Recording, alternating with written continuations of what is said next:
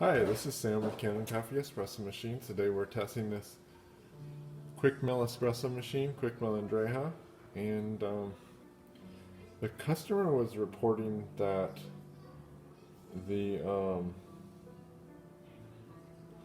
the machine was spitting out water when the lever was in the down position, and I'm not seeing that. So the hot water is working good. Steam's working good. Now let's pull up the lever.